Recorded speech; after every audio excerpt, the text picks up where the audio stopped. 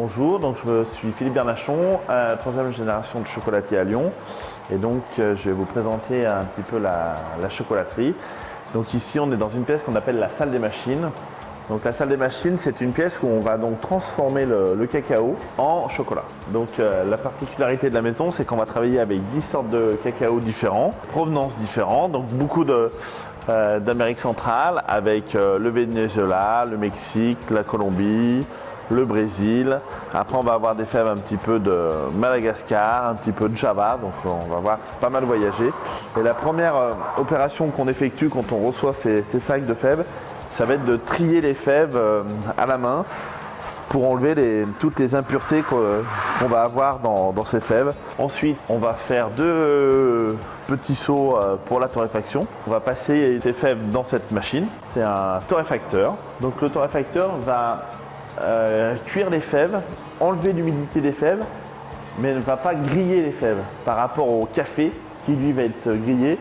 Ces fèves sont torréfiées, refroidies. On va les passer dans le tarare. Donc le tarare, c'est cette machine qui est là. Elle va faire cette opération-là qui consiste à enlever la pellicule extérieure de la fève et en même temps va nous donner ce qu'on appelle chez nous le gruet. Donc le gruet, c'est l'intérieur de la fève de cacao, donc ça se représente comme ça. Et ce gruet, on va le mélanger avec du sucre. Donc en fait, ça ressemble un peu à du gros sel. Et on va mélanger le sucre, le gruet, le beurre de cacao dans cette machine. 2 meules en pierre qui tournent sur un socle en pierre avec une résistance de chaud. Et en fait, ça mélange et ça fait vraiment un mélange, on va dire grossier. On va voir que ça fait une pâte un peu comme une mayonnaise. On va la prendre et on va la mettre dans cette machine-là. C'est une broyeuse, 3 cylindres, qui va affiner cette pâte de cacao, de sucre, de gruet, de beurre. Et là, au bout de 3 fois, on ne voit plus du tout la différence entre le sucre et le cacao et on voit que c'est bien affiné et que c'est prêt à être conché. C'est cette machine qui va nous le réaliser. Le chocolat, il va tourner pendant 40 heures à l'intérieur. Donc ça, c'est ce qui va donner le croquant, le brillant et le fondant du chocolat. C'est la dernière étape qui va faire que ça devient du chocolat. Ensuite, on va prendre ces moules, on va les mettre dessous et on va pouvoir ce qu'on appelle tirer de la couverture. Donc ça veut dire qu'on va mettre le chocolat à 30 degrés pour pouvoir le mettre dans ces moules-là. Ils vont cristalliser, donc ils vont durcir. Et ensuite, ce chocolat, on va pouvoir le faire vieillir, maturer pendant 1 mois, 2 mois, 3 mois pour que le chocolat, en fait, il se repose un peu, pour que la mauvaise acidité s'en aille.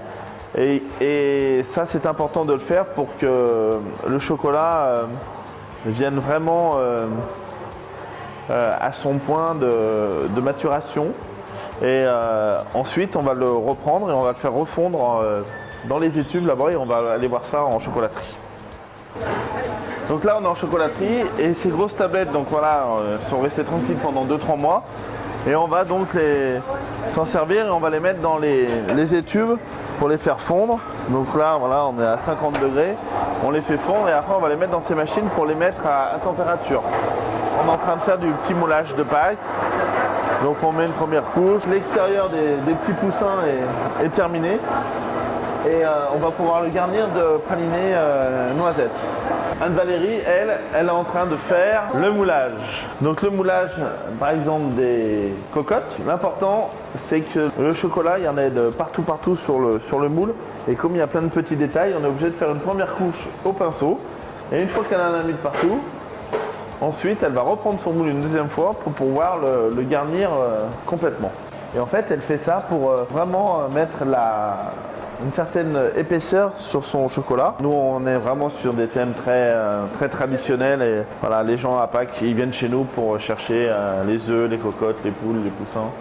Donc là, c'est la photo de mon grand-père. Donc mon grand-père qui a fondé la maison en 1953. C'est vraiment lui qui a été le précurseur de la maison et qui a vraiment démarré l'histoire.